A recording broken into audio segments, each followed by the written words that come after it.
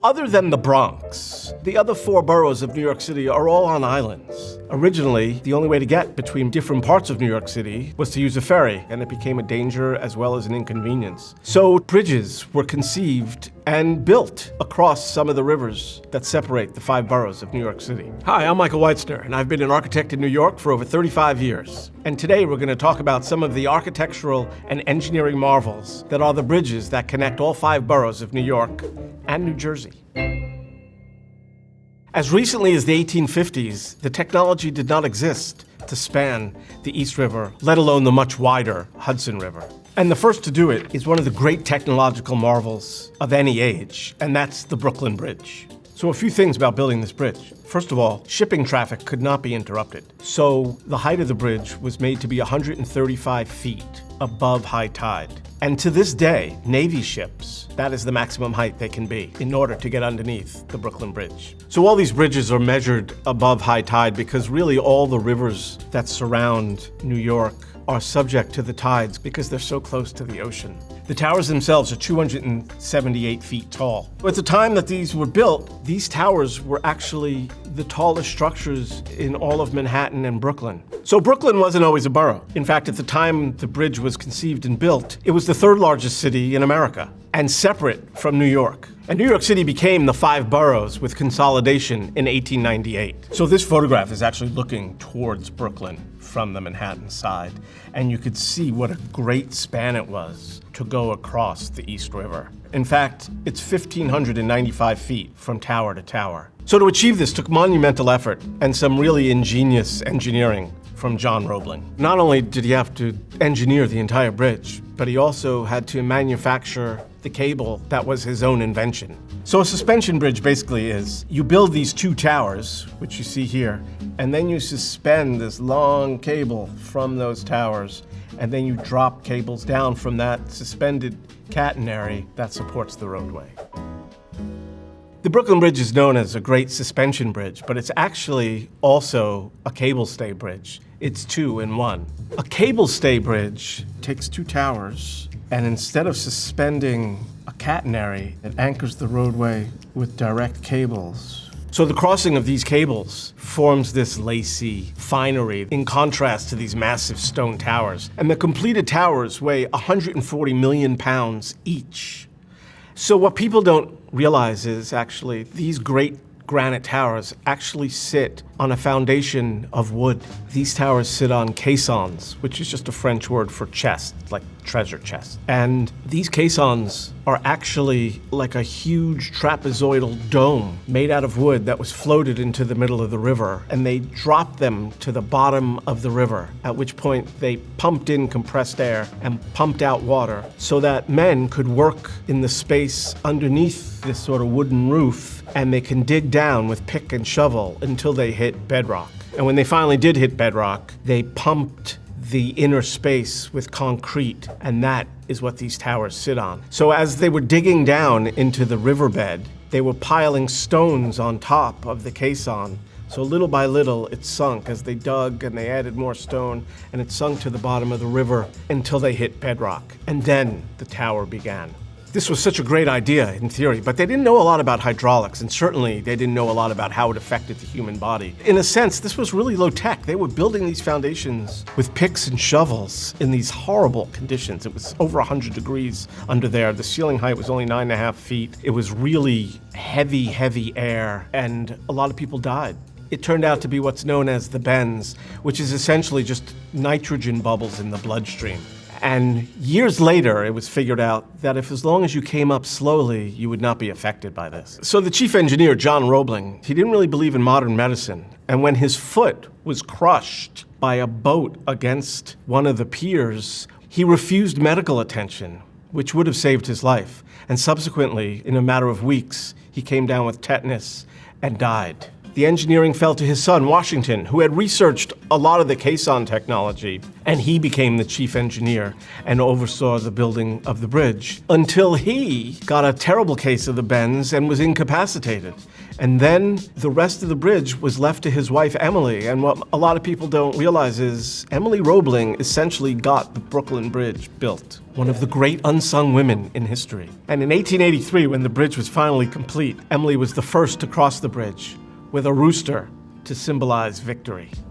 Next up, the bridge over troubled water, the Hellgate Bridge. So what I love about this bridge, a lot like the Brooklyn Bridge, is the contrast between the steel work of the span and the stonework of the towers. But in this case, the towers are really just decorative and are there for show only. They're not actually supporting the arch. The arch is being supported at the base of those towers, but you didn't need a tower above that base. So the bridge was begun in 1912 and completed in 1916 in the middle of World War I. And it spans across one portion of the East River from Astoria, Queens, to Ward's Island. It's 970 feet, of which this arch spans. And this steel arch was using sort of a new kind of steel, which was carbon steel, and which was extremely strong. It was designed to hold 60 200-ton locomotives all at once. So it's called the Hellgate Bridge because ever since the Dutch were here, the confluence of the East River and the Harlem River, right around Randall's and Ward's Island, were really dangerous waters. By the 1850s, about 1,000 ships a year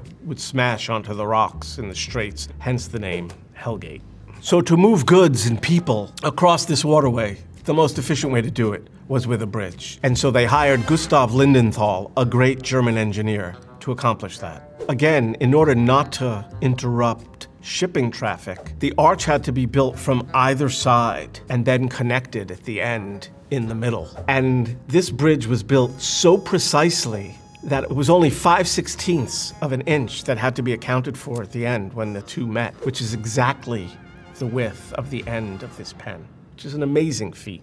So this bridge is just for trains. It was built by the Pennsylvania Railroad Company, who also built Penn Station. The Pennsylvania Railroad Company had bought the Long Island Railroad, and they brought trains underneath the East River through tunnels to Penn Station. But to get to New England, they needed a bridge to span across to Queens and the Bronx, and so they built the Hellgate Bridge. So it essentially connected Long Island to the mainland in the Bronx, which made it a very high-value bridge. So high, in fact, that it was targeted by the Nazis during World War II. Let's take a closer look at the towers. This is a beautiful photograph. I love this tower in contrast to this steel arch. Again, like the Brooklyn Bridge, it's the contrast of this fine metal work against this heavy stonework. But what I really find interesting about the towers is that the architect, who was Henry Hornbostel, who worked with Lindenthal on a number of bridges, made these look like triumphal arches, like something you'd see in Rome or Paris. And so there's the central arch in the middle that the trains run through, but then there's smaller arches at the ends for people to go through. So in the 1990s, Congress allocated $55 million to repaint the bridge, and they chose this new color called Hellgate Red. Unfortunately, that paint didn't have the proper UV protection, and it quickly faded and had to be repainted, and each subsequent repainting also did not have the proper UV protection, and subsequently this bridge always looks faded and worn. One New York City politician said, "It should be the jewel of the city, but instead it's 8 shades of lavender." Next up, the oldest moving bridge in New York, Macombs Dam Bridge. So the Macombs Dam Bridge spans the Harlem River between the Bronx and Upper Manhattan, essentially connecting Yankee Stadium to what was the Polo Grounds. And now Rucker Park, the famous basketball court, is at the foot of that bridge in Manhattan. This bridge is only 25 feet above high tide, which boats can't get under. So to counteract that, they created what's known as a swing bridge. And what this bridge does is it actually pivots on this drum. And so the entire bridge from tower to tower disconnects and actually pivots 90 degrees to let boat traffic come in on either side. So to build this bridge, they had to create a man-made island in the middle of the river, which leaves 150 feet on either side, so that this bridge could have this drum, this central support. So swing bridges are much longer lasting than other kinds of movable bridges like drawbridges or lift bridges or even retractable bridges, because the machinery is unstressed in its closed position, because they break the span in half, essentially. The others have to deal with the span and then the span as it's moving, which puts a lot of live load on it. The bridge is essentially just a Pratt truss. Pratt truss is essentially a truss that's taller in the middle and angles down at the ends. And each vertical bay is divided by a single diagonal. That's the Pratt truss. So the Macombs is basically a Pratt truss. But typically Pratt trusses are not supported in the center like this one is. And what I find interesting about the design, which was done by A.P. Bowler, Alfred Pancoast Bowler, is that he expresses that central support with this double vertical here in the middle with those little finials at the top. And then with these very strong diagonals here where he almost creates another plane, and it almost looks like it's opening out. And at the ends of the bridges are these somewhat diminutive towers that almost look like little fairy tale towers out of something the Grimm brothers would write. So not as famous as the Brooklyn Bridge, obviously, but it was memorialized by Edward Hopper in some of his paintings early in the 20th century. In fact, Bowler designed a number of these sorts of bridges, and they sort of stitch across the Harlem River and connect Manhattan with the Bronx. So let's talk about how the Macombs Dam Bridge got its name. So going all the way back to the early 1800s, Alexander Macomb ran a ferry service across at this very spot. Later, his son took this over, and his son built a dam across the Harlem River to the chagrin of many other people along the riverway, especially those who needed to navigate it. And he only left a 7-foot wide lock, as it were. And so basically, only one boat at a time could go through. In fact, it was such a nuisance that at some point, a bunch of concerned citizens punched a hole in that bridge. And actually, the New York State Supreme Court sided with the people who breached and destroyed the bridge. Now let's talk about the oldest surviving bridge in all of New York City, the High Bridge. So the High Bridge crosses the Harlem River at 174th Street in Manhattan. Today it's a pedestrian bridge, but in fact it was built as an aqueduct. So it starts 40 miles upstate at the Croton Reservoir and works its way down and crosses the Harlem River and terminates at what was this Egyptoid-looking reservoir at 42nd and 5th Avenue, where the main branch of the New York Public Library today stands. This bridge was super important when it was built because it brought fresh water to Manhattan. Before that, most of the water was sourced locally and quite often was polluted.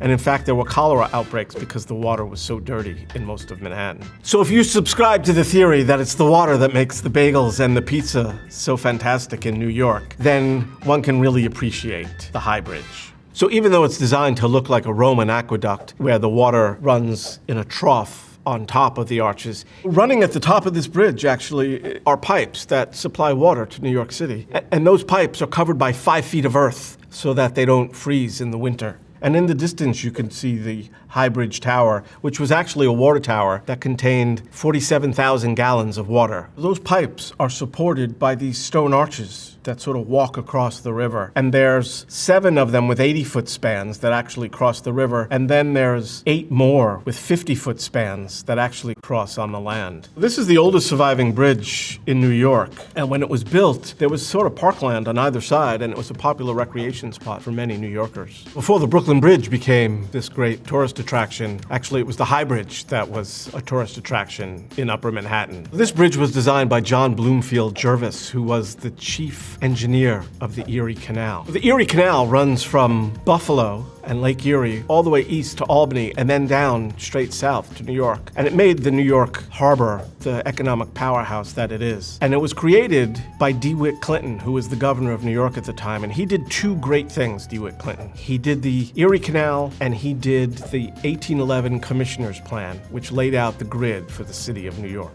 So this is how the bridge looked when it was originally built in 1848. But during World War I, shipping traffic on the river increased greatly, and these arches became somewhat of a hazard to the boats. In 1928, they eliminated the arches across the water and put in a huge steel arch bridge. It's unfortunate because the beauty of the High Bridge was that sort of rhythmic repetition of those arches, and that's all been destroyed by this huge 450-foot arch, even though one could certainly understand the reasons why they did it, but it's still a shame. Today it's a pedestrian bridge, and it's sort of returned to what it originally was in that it's sort of just a novelty to walk across it. Next up, the busiest bridge in the world, the George Washington Bridge. So less than 50 years after the Brooklyn Bridge did the seemingly impossible job of spanning the East River, the George Washington Bridge more than doubled this span across the Hudson River. And in this case, it was done as a pure suspension bridge. So this is a view looking from the Manhattan side, sort of northwest across to New Jersey. And you could see the Manhattan Tower here with the little red lighthouse just below it at Jeffrey's Hook. And then these towers are 570 feet tall, and they drape a cable that's 3 feet in diameter across from the towers. And from those cables, they drop then other cables that supports the roadway, 200 feet above the water at high tide. Builders and engineers had been dreaming about spanning the Hudson River for over 100 years. But the technology just wasn't there. Finally, in 1931, that was completed by Othmar Ammann, who was a lieutenant to Gustav Lindenthal, the designer and engineer of the Hellgate Bridge. So the George Washington Bridge connects Fort Lee, New Jersey to Upper Manhattan at 178th Street. And its 2 towers basically stand on the land, unlike the Brooklyn Bridge where they're in the water. So on the Manhattan side, the tower sits on the shoreline just above the little red lighthouse, which we'll talk about later. And on the New Jersey side, they built out into the river just a bit to accommodate the New Jersey Tower. The towers to the George Washington Bridge are really unique in that originally they were designed by Cass Gilbert, who was a pretty famous architect. In fact, he designed the Woolworth Building in Lower Manhattan. And they were originally supposed to be clad in granite and concrete. But it was the height of the Depression when this bridge was being built, and money was tight. And when these towers first went up and everyone saw this muscular and robust steel structure, they were kind of awed by it, and they were like, hey, let's just leave them as they are, save some money, and leave this really expressive piece of architecture on its own. That decision actually led to the project coming in under budget and ahead of schedule, something unheard of for a public infrastructure project of this scale, even back then. So even though these towers look super modern, in fact, they were built at the end of the 1920s, and that was before they had the technology to do rolled steel. So unlike a rolled piece of steel where you basically have a long I-beam that at the end gets either welded or bolted to the other beam, here they'd have to build these towers out of smaller pieces of steel. And what that required was that those pieces be riveted every few inches to other pieces. And it's an incredible amount of labor. Let's take a look at how it appeared when it was first constructed. And when the bridge was originally built, it was a single roadway. So these towers were so strong and robust looking, but the roadway itself was super thin, which Ammann loved, but most people were completely unnerved by and were almost afraid to drive across it. It wasn't until 30 years later that they built the second roadway. Traffic had increased amazingly by then, and as soon as the bridge was open, it was overcrowded and it needed more lanes. So they filled in the middle and they decided to add a second roadway beneath the first roadway. So when it was first built, it was just 6 lanes, but having added the second roadway, the lower roadway, it is now 14 lanes. And it's still the world's busiest bridge, with 108 million vehicles crossing it every year. When it opened in 1931, the original toll price was just 50 cents to get into Manhattan. By 1970s, it was $1.50, and now it's actually $16 to cross the bridge. And if you're a truck, it could cost up to $100 to cross the bridge. And what all that adds up to is $1 million a day in revenue for the Port Authority, which is actually $365 million a year. Just to put it into context, this bridge cost $59 million to build. So basically, every 2 months, it makes back what it cost. One fun little fact about the George Washington Bridge is that on the Manhattan side, it actually terminates at an uptown bus station, which was designed by Pier Luigi Nervi, the great Italian engineer and architect. And what's interesting about that is it's one of the best buildings in Manhattan, and no one's even heard of it. So the Little Red Lighthouse, which you could see here in this photo, was there before the bridge was built. And it was there to protect ships from what's known as Jeffrey's Hook, which a lot of ships would crash into because of the currents in the Hudson River. And when they built the bridge, originally they were going to knock it down, but there was a bit of an outcry and it was saved. And to this day, the Little Red Lighthouse remains. And it's the subject of a famous children's book. So those are some of the most interesting bridges of New York City. Tell us what other bridges you'd like to see in the comments below.